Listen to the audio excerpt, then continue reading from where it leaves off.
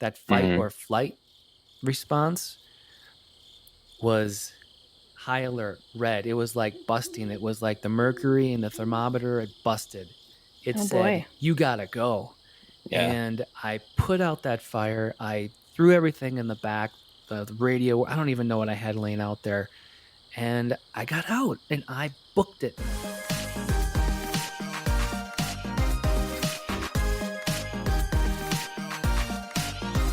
You have tuned in to Remote Trails Radio. We're your hosts, Garrick and Melody, take you off the beaten path into the world of overlanding, life in the Pacific Northwest, and whatever the heck else we feel like chatting about. So grab a drink, settle in, and let's hit the trails together. Hi, everyone. Welcome to a spooky episode of Remote Trails Radio. I'm Melody. And I'm Scarrick. Scarrick, we have a guest as well. Welcome, Scott. Hey, good to be back. Welcome back. That's it. It's my intro. Okay, great. Well, Scott, thanks for joining us again. You were here last, I think, episode 7. Was that last year? One of the early ones. Wow. It's good timing, too, because I feel like you've got some spooky stories for us today. Yeah, I got a couple spooky stories up my sleeve. Yeah, I was thinking of one when we were down in Cape Disappointment, and we had some special raccoons out there. And could you describe the sound that those raccoons are making? Can I describe the raccoon sound? We should just have a button to press, right? Right. Oh, we got a sound guy here. Like you're the... I don't know.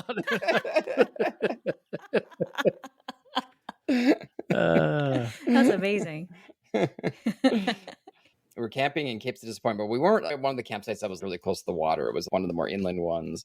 And there was like this big tree right next to our camp, and we were cooking dinner or whatever, and we could see their eyes in the trees, and there's a bunch of them, and they made this horrible sound at us. Like it felt like they were trying to freak us out.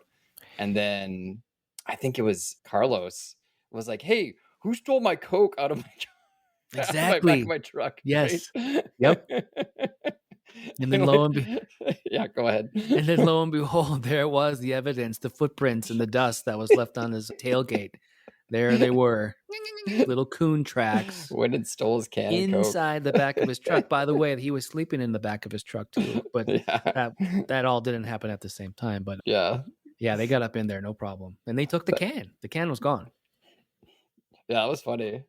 I wonder if they got it open. Yeah, just chilling in the woods, snapping the can. He was convinced that one of us like stole it, and we're like, dude, like we're not stealing your Cokes, man. I mean, you're the police officer here. Come on, I mean, put your little investigative skills together. There's tracks, for crying out loud.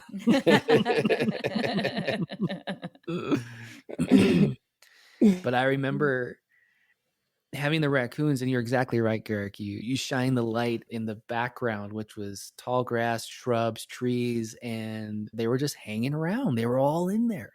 And they were all surrounding you, like waiting for you to either get up and go to bed so they could come into the campsite, or I don't know, maybe they wanted to take a walk to the outhouse or something crazy like that.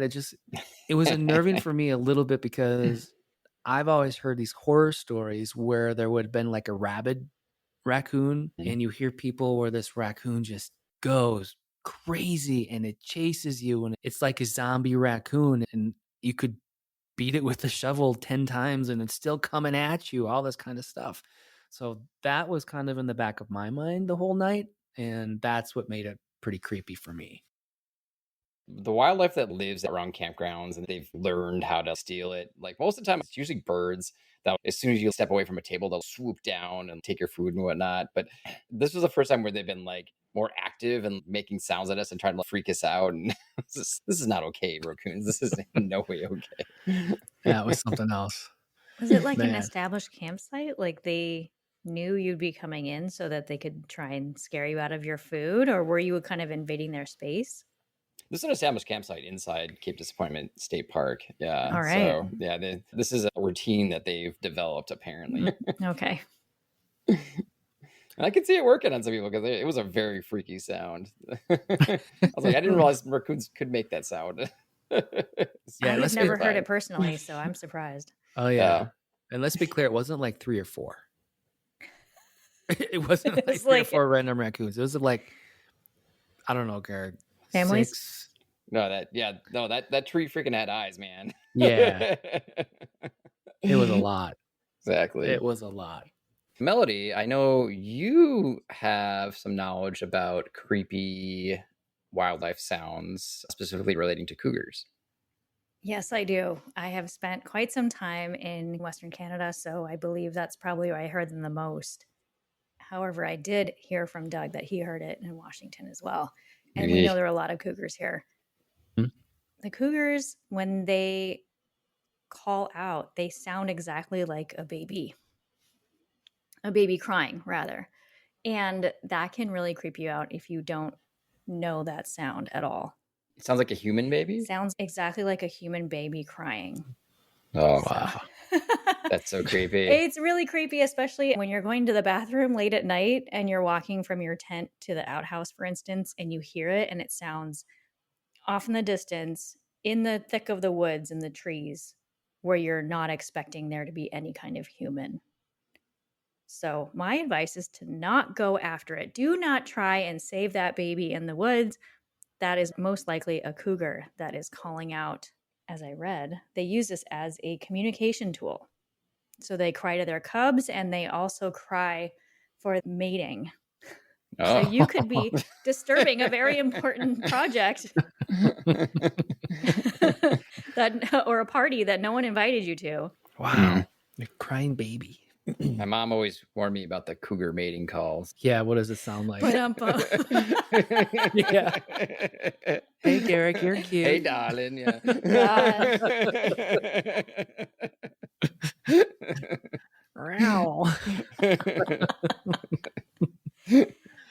All right. We actually have a cougar town in Washington. There's a town named Cougar. Wow. Several ways to get your cougar fix. Yep. But yeah, we'll have to play a sound of what the real cougar sounds like when they're trying to apparently mate. Exactly. Or talk to their kids. I'll play it here.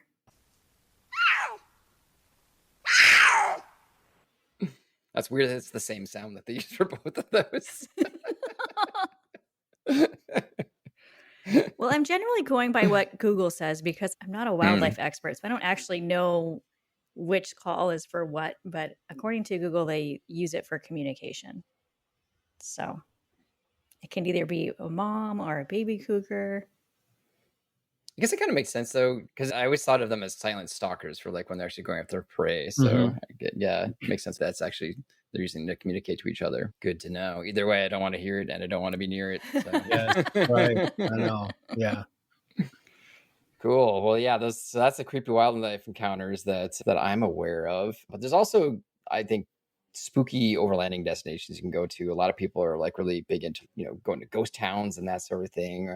But for me, as somebody who is claustrophobic, I think one of the spookiest and freakiest things you can visit is a cave. And Scott, I remember it's been a few years now, but we went to the Falls Creek Cave in the Gifford Pinchot National Forest. And can you talk a little bit about that experience? Yeah, I'll take us from like the moment when we got to the cave. You're on the ground, you're walking on a normal floor, like in the woods, and you come across this big, huge hole in the ground. I think there was a trail down into this cavern, and think of like boulders that you can climb over them or you can walk in between them. It was easy to get through. It was easy to get in. But once you got in and you got down there, I mean, the temperature it's getting cooler. This air smells a little bit different. The light disappears super quick. And the thought of, not only is this unbelievable and I'm under the ground and how awesome is this? And this used to be a lava flow tube and all this kind of stuff. But the overwhelming sense of panic is kind of like just hanging out right back here, right back in your head going, I hope my flashlight doesn't die. And I have only got one. And then You're in there with a bunch of other people who have flashlights as well. And then now you're in there, you're a good 2, 3, maybe 400, 500 yards, maybe half a mile. These things go on forever. It was so dark. I couldn't believe how dark it was. I had my Yeah. little campground sort of light. It works perfectly good for the campground, but we were down in a tunnel like that, which it's like a lava tube, right? To me, it kind of felt like if you took a subway tunnel, even had a rounded top on it and everything Yes. like that, right? But Yep. then just threw in a bunch of boulders at the bottom Mhm. and then made it kind of wet and, Mhm. damp and and just removed all light possible. And I walked in a little bit, but I was like, I'm definitely keeping the light of the entrance in view because I'm not going beyond the point where I can't see that any further. Mhm. And also, like after that trip, I bought a much more powerful headlamp because I was just like, there's just no way I'm going to be in this situation without having a really bright light so I could get Yeah. out. Yeah.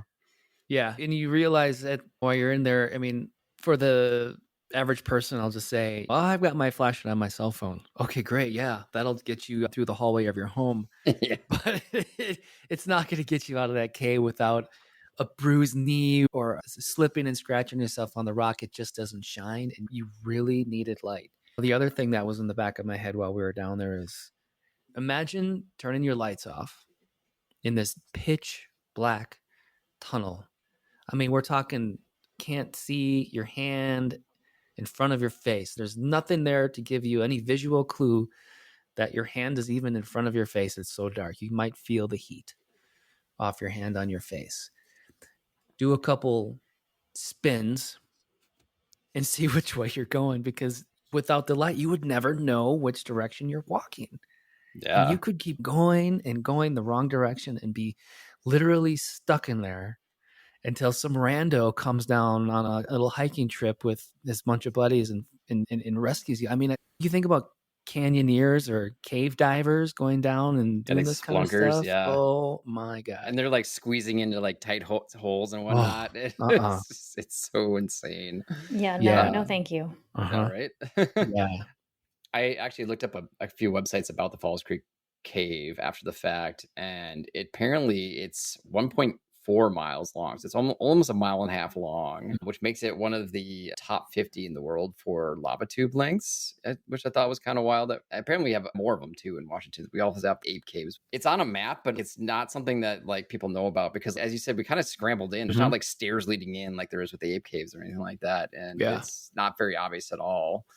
The website recommended that you have a hard hat, you have 2 sources of light, you have like knee pads, solid shoes and whatnot. And also, it's cold down there, right? Because you're Yeah. fully underground. It's almost near freezing, and you can see your breath down there. It's an experience. Yeah. Something you don't want to be trapped in without having the proper gear for sure. Yeah. Yeah, that'd be my tip of like, you do cave-in, like make sure you know what you're doing and you have the right gear for it because that is no joke. And make sure you're doing it with somebody too. Yeah. Don't do that a lot. Can you imagine going down there and then having your light die because you didn't charge the battery the night before or something? Well, that's just it. I'm like, hey, it is no problem for someone to like overpack and have 3 flashlights. Yeah. 4 flashlights. Yeah, and the most powerful flashlight you got, because like I said, my little headlamp wasn't enough. I was like, I could kind of see the boulder in front of me, but it was just so dark that it just sucked all the way all the light. It was insane. It was Yeah. crazy. That was an experience. Maybe we should do it again. I think we should actually. That's a good point. We should do it again. Yeah. Do a This revisit. is how this works. I knew Scott was going to be like, yeah, we should do it again. And then Garrick is like, oh yeah, that's a super good idea. We should. Well, now we know what to expect, and then it'll terrify us once again, but we'll be more prepared for it. Yes. We'll turn it into something special. Like, hey, let's go have lunch down on the lava tube. We can bring tube extra things like our stove and a bunch of lights. Maybe record this podcast live from in the lava tube. I think the producers would have something to say about that echo. No, that's true. That's true. Anyway, okay. Oh man, my dog would love the echo though. Oh, can you imagine? It'd be like Rider Paradise. He's like, I can hear myself bark several times. And he can imagine anything he's afraid of in the dark beyond. So you'll have plenty of things to bark at. Cool. Well, yeah, so that is the Falls Creek Cave. It's the Gifford Pinchot National Forest in like south central Washington. let's move on to our creature feature. So our creature feature is going to be, of course, Pacific Northwest's own Sasquatch. Ooh, the Sasquatch. The Sasquatch, yes. I'd give it kind of a quick introduction. So Sasquatch actually comes back to the indigenous peoples of the Pacific Northwest. It's the oral tradition of telling these stories about giant, hairy, human-like beings that the Salish and other indigenous cultures have spoken about. There are different names, like Sasquatch, I guess, is one of the other ones. But the basic concept is of a forest-dwelling wild person. And with stories like that, there's some sort of meaning to it. They're portrayed sometimes as guardians of the forest or like a warning about respecting nature. They are usually considered quite tall, like 7 to 10 feet tall. They're big and muscular. Apparently they smell really awesome. A combination of wet dog mixed with skunk is how it's often described. And they have this, I'm sure we've all seen it in like movies and whatnot, but they have this walk where they have like this long arm swing kind of gait to them. So yeah. What is that? It's the He squawk, just didn't evolve. the squawk walk. Squawk walk. Something like that. But yeah, do either of you have any personal experiences with the Squatch? Can I get into it? Sure, please. That's why we're here. Guys, when I first moved out, and I think, Garrick, this was before I met you, I had stumbled upon a woman who posted a picture of a campsite in the Olympics that looked pretty cool. Like I said, just moved out to Washington. We bought our teardrop, and I was frustrated with the fact that the campsites were booked. I couldn't get in. I mean, I'm not used to this coming from Wisconsin. You can just more or less drive and expect to get a spot, but that wasn't the case here. And anyways, I reached out to this person and she says, yeah, here's the pin. And so I went by myself because I felt comfortable. I'm good to be in the woods by myself. I have been in the woods hunting in the Midwest and these camping all my life. So the woods is not a scary place for me. So I drove, and like I said, all I had was a forest road number. It turns out to be that if you're on your way up to Sore Thumb, this is the road. I don't have the number of it right now, but you can find Sore Thumb. Sore Thumb is the place that she was telling you about? Yeah, okay. Well, it was in that area. Yeah. I think it was well before actually reaching the end of the ridge line or whatever you want to call it. So I drove. I found what might have been the one she was talking about, but I kept going and ended up finding this really cool spot where you continue to drive up the mountain, but this kind of went off the right-hand side and down a little bit. Maybe it went down, I don't know, 100 feet, and it was a very safe incline. You could probably drive a two-wheel car down in there and get back out of it, no problem. And there was an open spot that you could have set, let's say 5/10 in a circle, and then back and to the right, just on the other side of the little ramp down in there, you could have set up something else. And that's where I decided to set up my teardrop. This is April. The sun wasn't out that long yet. And by the time I had gotten there, it was starting to get a little bit dark. So it was kind of, I don't want to say in a hurry to get set up, but it was still. And you're solo camping, right? And I'm by myself. Yeah, yeah. I'm completely by myself. I brought what I needed to be comfortable there. So, okay, I'm going to actually turn and rearrange the position of the teardrop. I'm not even going to disconnect it just in case this is somebody's camp, or maybe, I don't know. I didn't know. I really had no idea if this was a place I could even be in.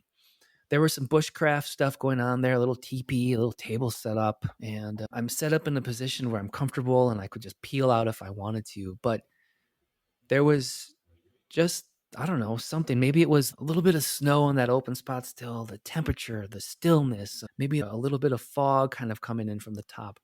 Because I think at this point, you're at least, I don't know, maybe 3,000 feet up.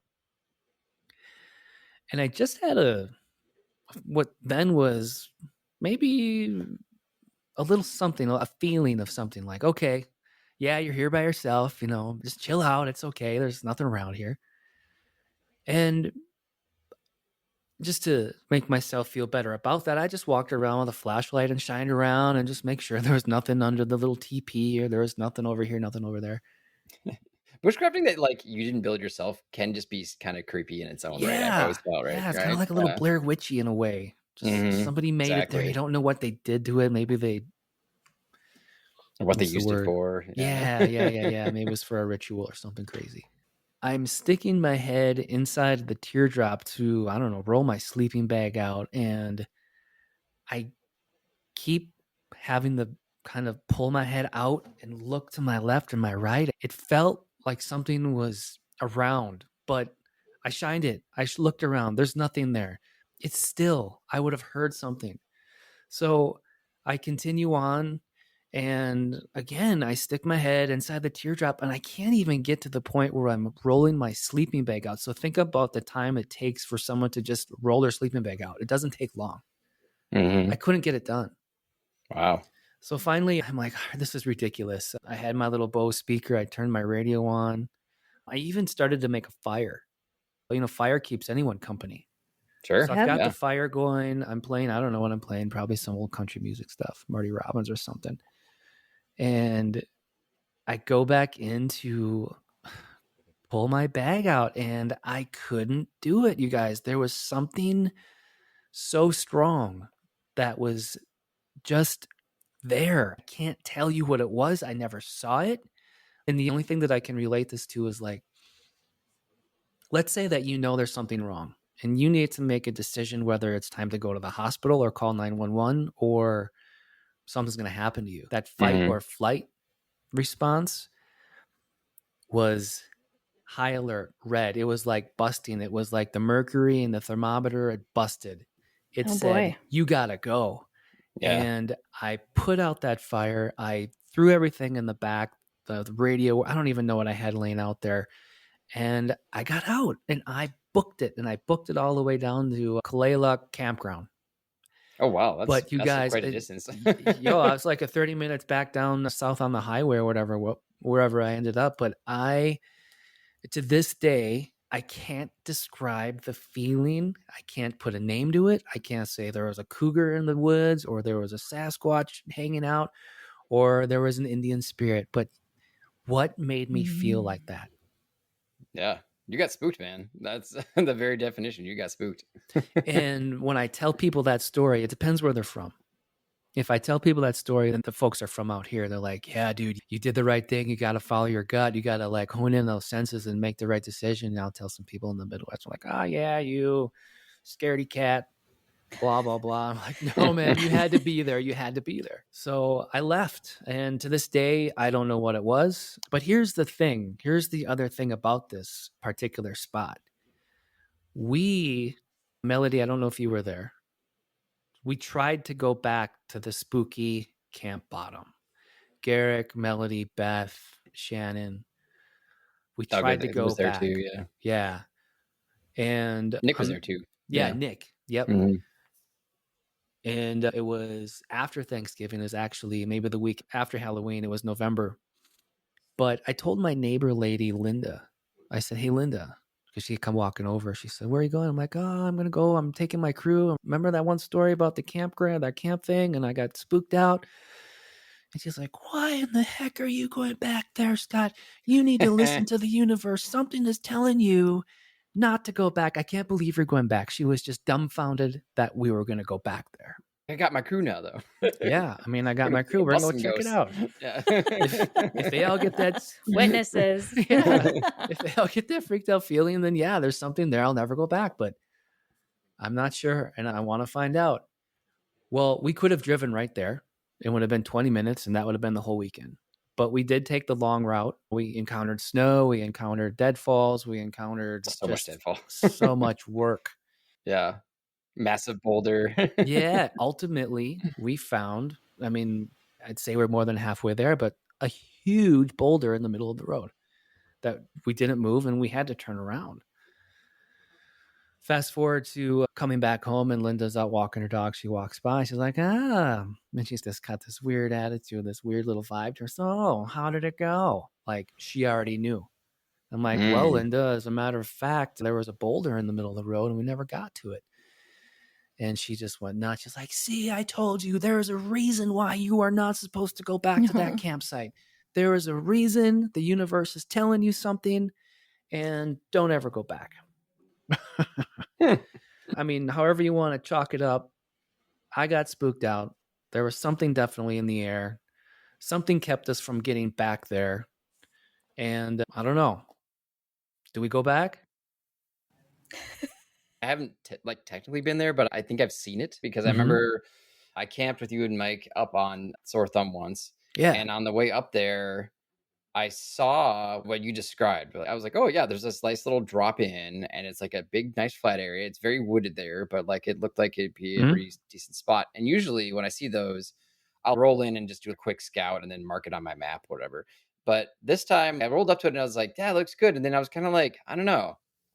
The vibe was off, and I was like, maybe I'll check this on the way out or something like that. It was just me. I was like, I don't do this on my own. So we'll check on the way out when we're all rolling. Yes. So I backed out and then continued on and camped up with the guys. And then the next day we came down and we were like looking for it, and we like could not find it. Could not find it. Yeah. I was like, that's weird. Yeah. Absolutely. Yep. Yeah. So I definitely feel like there's something going on there. Can't explain it. Yeah. Oh, wow. There's something going on. I feel like you should give our listeners the coordinates so that people can go find out for us and help with the hunt. Or maybe that's a bad idea. That's not Well, good. I don't know. I don't want to be responsible for a missing. We don't want any missing listeners. That's for sure. Who's being hunted? That's the real question. Oh boy. Honestly, I don't have the coordinates. Yeah, it's just a point along the road where you think it is, and it may or may not exist. Oh my goodness. We know how to not to get there, but yeah, boulder in the way. But really good at it. I think regardless of the vibe and the feeling and the stories about this place, I would still like to have, V2 of that trip. It's that time of year. It is. This would be the perfect time to do it. Yeah. I don't know. TBD. All right. I think we should make it happen. I Okay. knew it. Yeah. I was waiting with bated breath.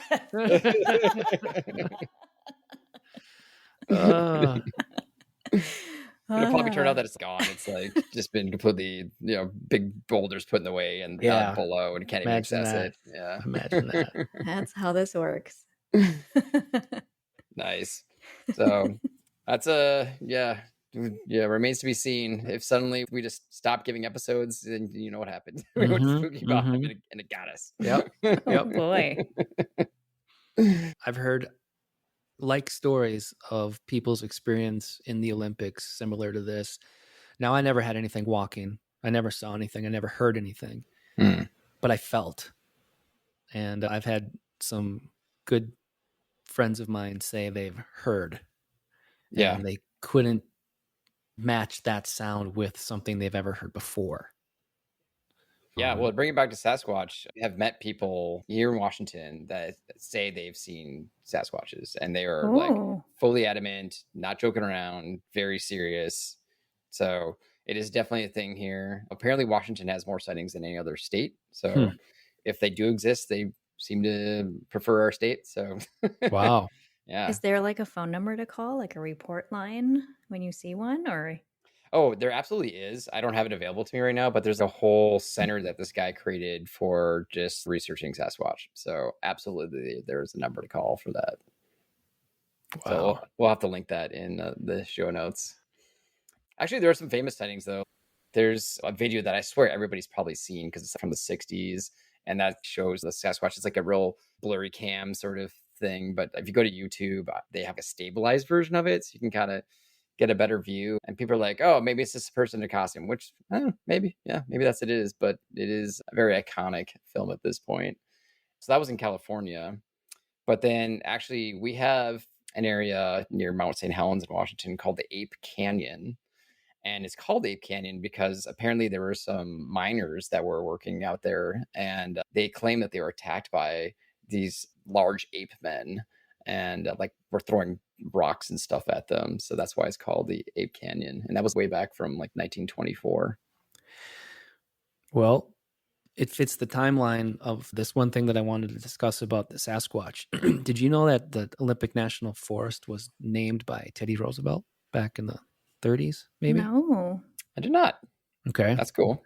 Well, this is out of a book of the Northwest mythology, so maybe that fact isn't true, but I have to believe that it would be. Teddy Roosevelt got his nickname Teddy because he wrestled a grizzly bear once on one of his adventures. Mm. And I mean, that's a well-earned nickname right there. It's yeah, not because his name is Theodore. it is a book of mythology after all. He was a hunter and apparently an avid wrestler.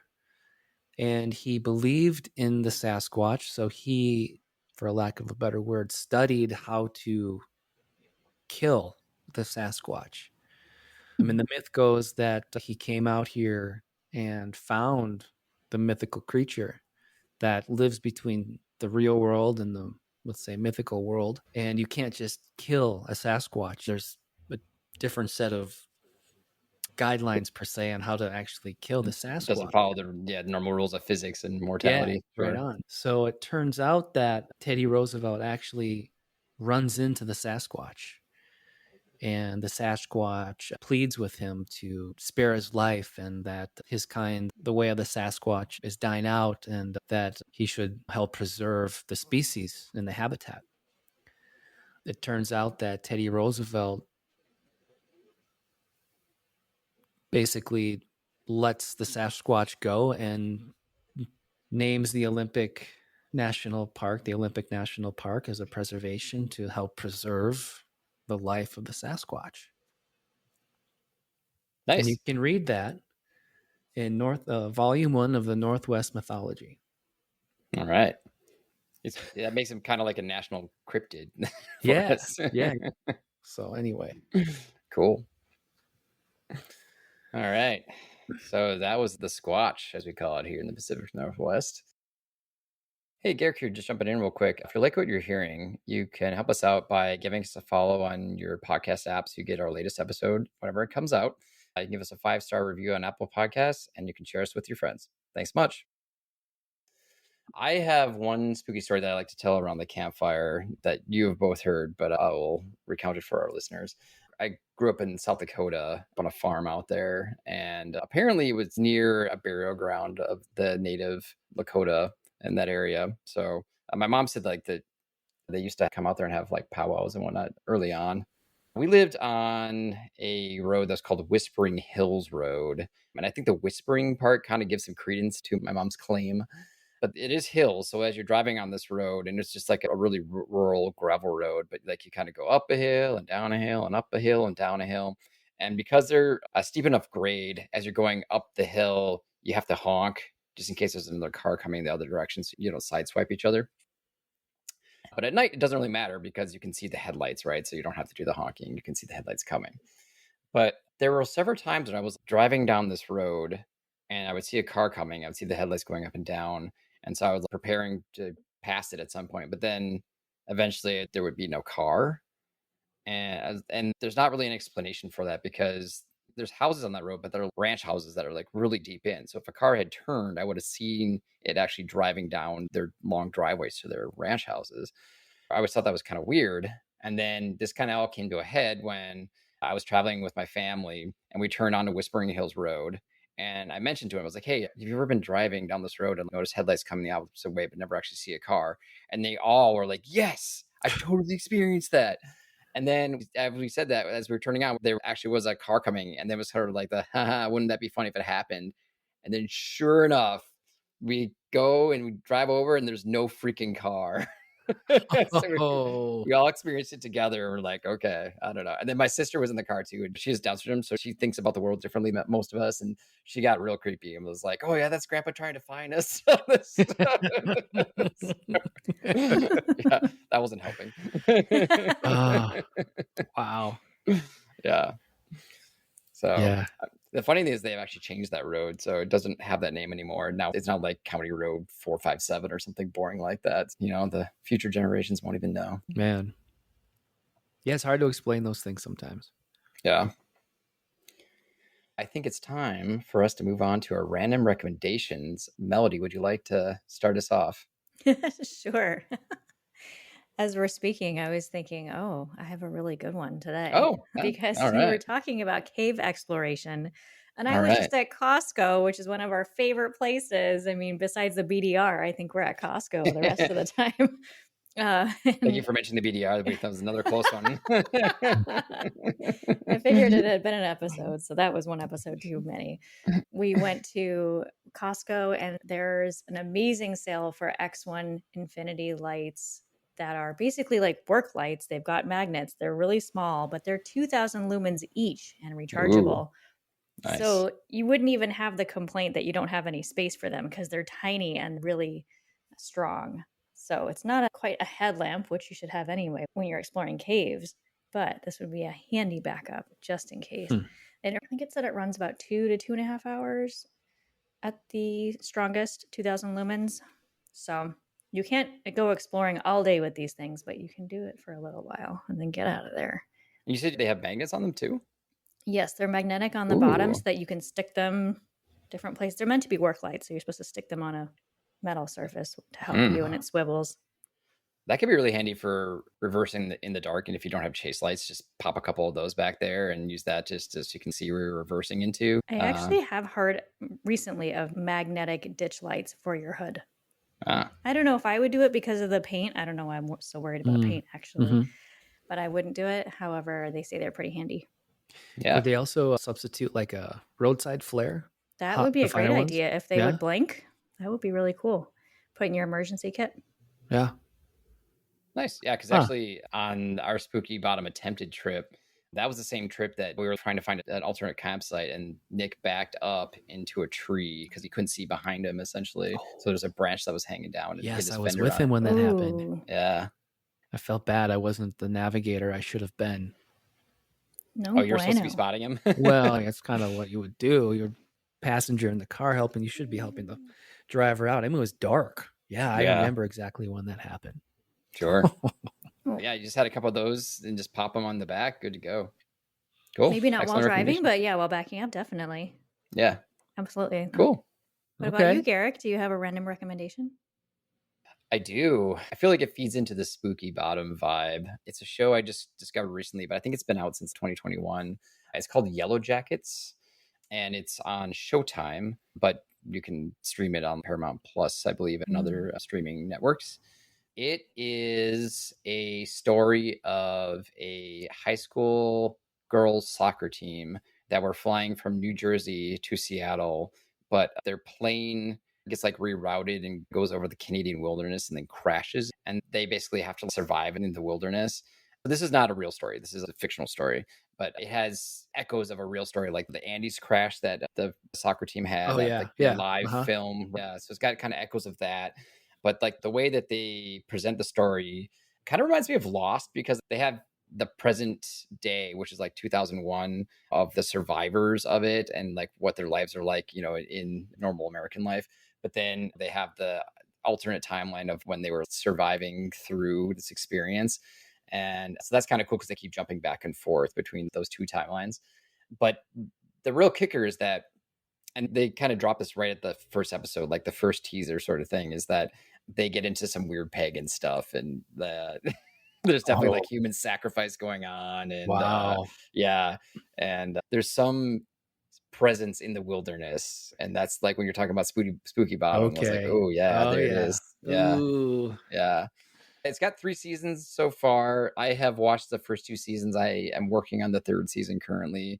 It's amazing though, because they're supposed to be like the class of 96, and I was like the class of 98. So it's like very much like my generation, and really our generation, all 3 of us. And then they have really great 90s soundtrack, like the 90s music that they intersperse in with. So it's kind of nice to revisit a lot of the music of my high school days. Yeah. Yellow Jackets on Showtime. Highly recommend. It's definitely a horror show, but it's not like super scary. It's more psychological horror, I would describe it as. Okay. Yeah. So, what is pagan stuff? What does that mean? Well, you might throw some antlers on your head and some furs around you and hunt down somebody and kill them and then eat them. That might be considered a pagan thing to do. Scott. Do you have a random recommendation? Yeah, I do. I try to come out with a leather bag brand and trying to create the best bag. Nice. Working in the development world, Melody, we try to create like the last one you ever need because this one's going to have everything. Yeah. Well, I have come to accept the fact that there will never be a perfect one.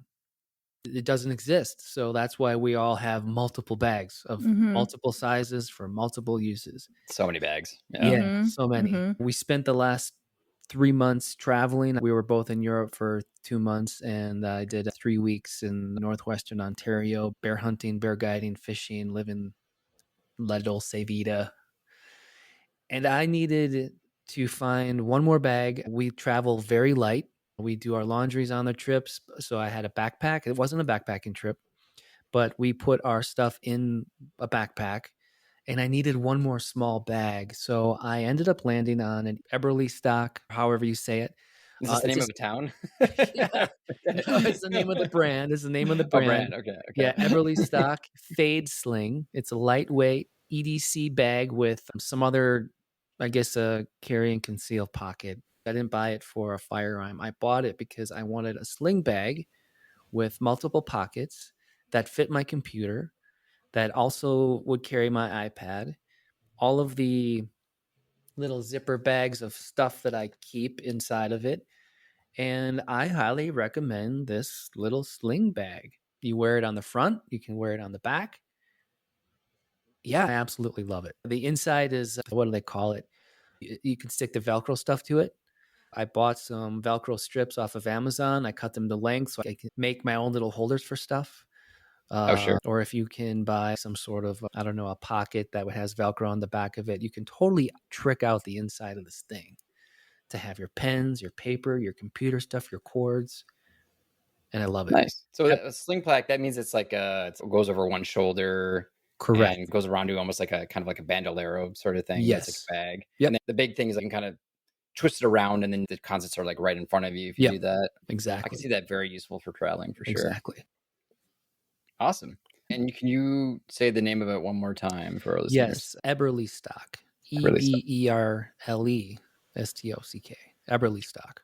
And it's called the sling bag is the product name? Fade Sling. Lightweight EDC bag. Sounds good. Excellent tip. So that means we've reached the end of this episode. Scott, do you have any closing thoughts for our listeners? I think in closing, there's going to be a part 3 of the Spooky Camp Bottom. Yes. There it is. Yep. I'm so down. Oh boy. This time we'll actually go there. Yeah. This time we'll actually get there. And we'll see. To be continued. This might be the last time you hear from me.